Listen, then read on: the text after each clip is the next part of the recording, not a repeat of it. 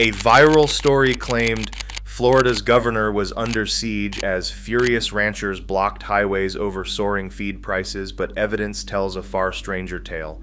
While the headlines fueled panic and suspicion, the real crisis threatening cattle ranchers isn't making the front page. So if there were no barricades, why are Florida's family ranches now standing on the brink, and what's driving the hidden disaster that could land on your dinner table next? It started with a single post, grainy footage of tractors and pickup trucks stretched across a sun-baked highway, engines idling, horns blaring. Within minutes, hashtags like hashtag Florida Siege and hashtag Rancher Revolt shot to the top of trending lists, shared by influencers with millions of followers. Screenshots claim to show miles of cattle trailers blocking Interstate 75 near Ocala, while captions screamed about a governor barricaded in his mansion, ranchers demanding action as feed prices soared. Panic spread fast. Comment threads filled with calls for solidarity, warnings of food shortages, and accusations of government cover-ups. Some users reposted clips of masked men waving flags, insisting this was the moment Florida's farmers finally snapped. But as the story raced through TikTok, X, and Facebook, strange details began to surface. A closer look at the viral videos revealed signs in Spanish, unfamiliar license plates, and banners referencing Mexican grain tariffs, not Florida's feed crisis. Timestamps on the footage traced back to November 2025, showing protests in Sonora and Chihuahua, hundreds of miles from any Florida pasture.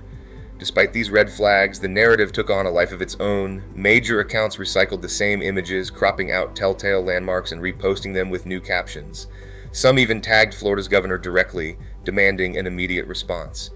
Within hours, news aggregators and partisan blogs echoed the claims, fueling a cycle of outrage and confusion. In the chaos, actual details grew harder to find. No local sheriff's office confirmed a blockade, and Florida Highway Patrol logs showed nothing but routine traffic stops. Still, the story's momentum did not slow. Each new repost added fuel, as if the sheer volume of voices could make the blockade real. Now, with so many convinced the siege was underway, the question was not just what was happening on the highways, and how a single rumor could bring a state's agricultural crisis into the global spotlight without a single verified fact.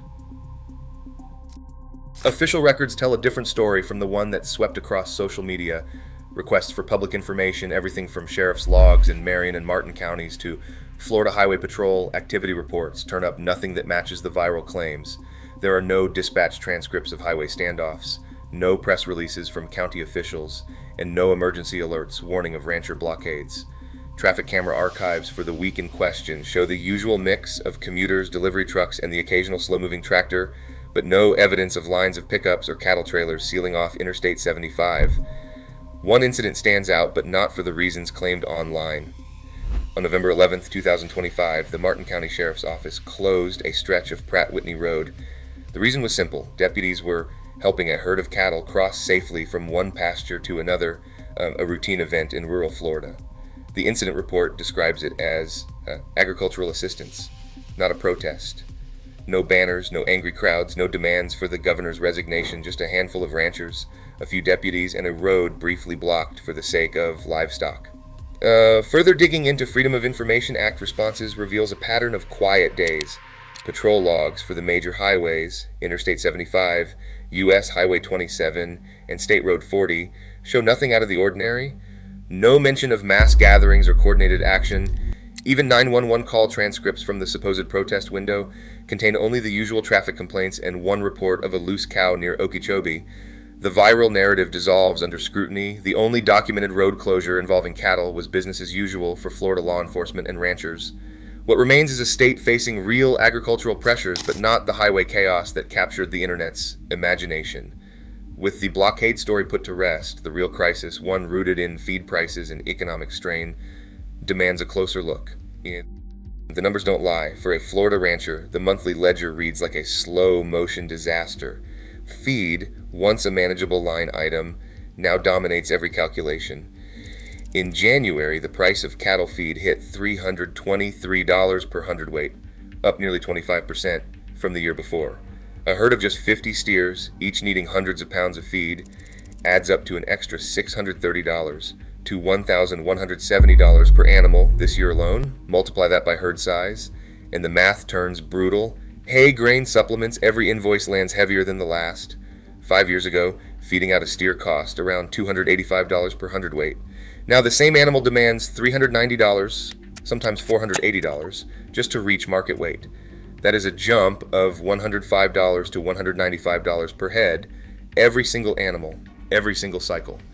Corn and soybean prices, battered by droughts in the Midwest, push costs up, even when Florida weather holds steady. Freight charges tack on more, since Florida ranchers rely on feed shipped in from out of state. Local grain production covers only a fraction of demand. The ledger tells a story of hard choices. Skip a load of hay and weight gain stalls. Cut back on protein blocks and the herd's health suffers. Some months, the rancher pays the feed dealer late, hoping the next auction will bring a better price. But the auction checks are not keeping up. Feeder cattle prices have climbed, but not fast enough to cover the new reality. Every dollar spent on feed is a dollar not spent on fencing, equipment repairs, or the vet. The margin for error shrinks until there is nothing left to cut but the herd itself. Behind every entry on the ledger is a decision: hold on and hope for relief, or sell early and shrink the operation.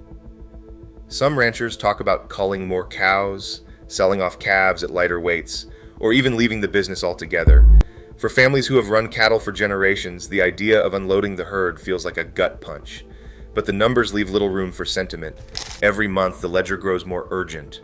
The cost of keeping cattle alive, never mind profitable, has become a rolling crisis. The math is not just personal, it is a warning.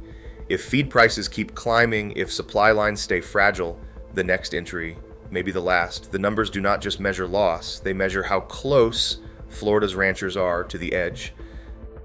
Drought in the Midwest has turned grain country into a patchwork of stunted stalks and empty fields.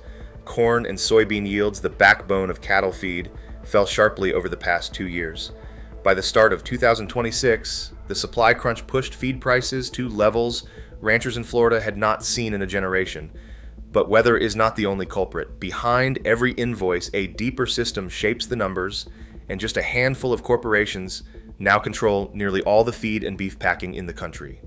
4 names, Cargill, Tyson, JBS, and National Beef, dominate the market, setting prices and terms for everyone downstream. This concentration means that when drought strikes, the shock is not absorbed or spread out. It is passed down, amplified by the time it reaches small operations.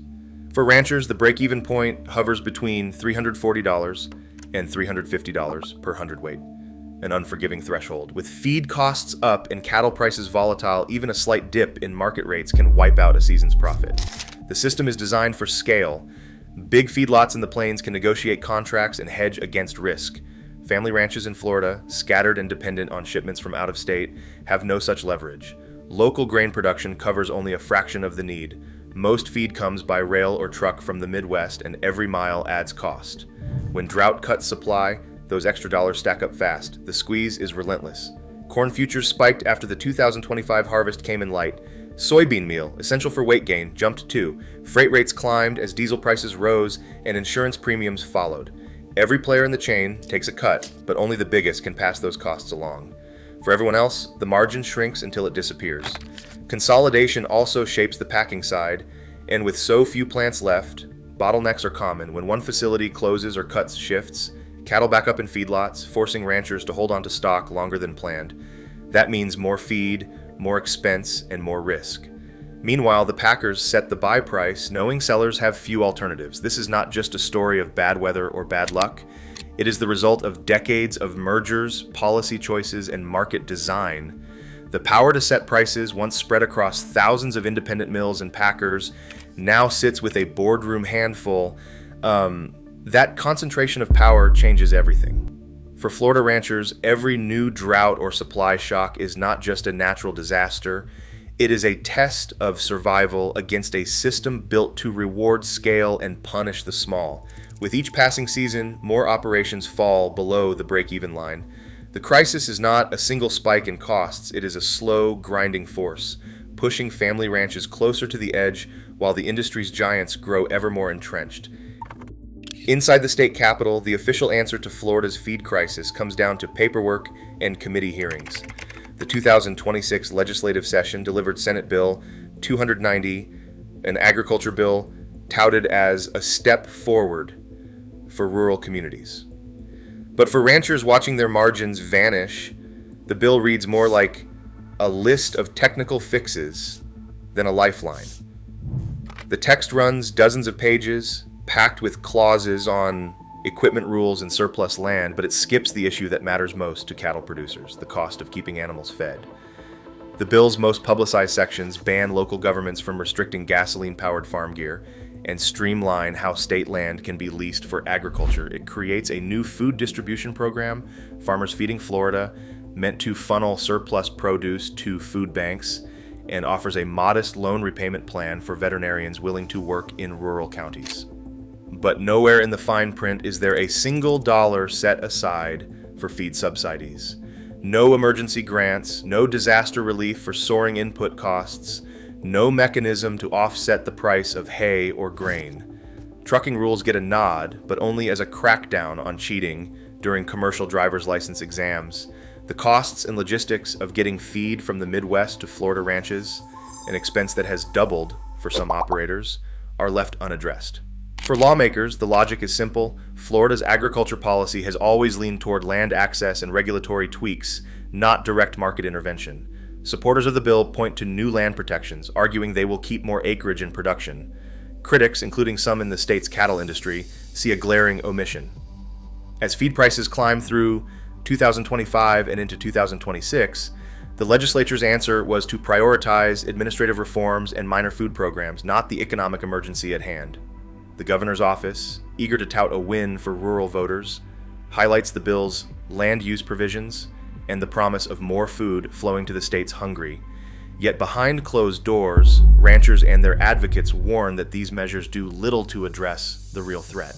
Without relief on feed costs, they argue, the state's cattle industry faces a slow bleed, one that no surplus land or equipment protection can stop. The result is a widening gap between what is needed on the ground and what is delivered from Tallahassee. Policy, for now, lags behind the crisis, leaving ranchers to navigate the storm alone. Ground beef at the grocery store is closing in on $7 a pound. Shoppers who once filled their carts without thinking now pause at the meat case, doing double takes at price tags that seem to jump with every visit. The sticker shock is not just a Florida problem. Across the country, families in Texas, Kansas, and Nebraska are feeling the same squeeze. The reason traces back to a crisis that started on the ranch and now ripples through every supermarket aisle. Thousands of cattle operations are at risk of shutting down before the year is out. Industry forecasts warn that if current trends hold, the United States could lose more than 10% of its small and mid-sized ranches by the start of 2027. That is not just a rural tragedy, it is a threat to the entire food chain. Every time a rancher sells off a herd or shutters a feedlot, the nation's beef supply shrinks a little more. The result is tighter supplies, higher prices, and fewer choices for consumers. Retail analysts project that ground beef will hover between $5 and $7 per pound for the foreseeable future. Premium cuts are already out of reach for many, but even the basics, hamburger, stew meat, and chuck roast, are becoming weekly luxuries. For families on a budget, the menu is changing fast. Some switch to chicken or pork.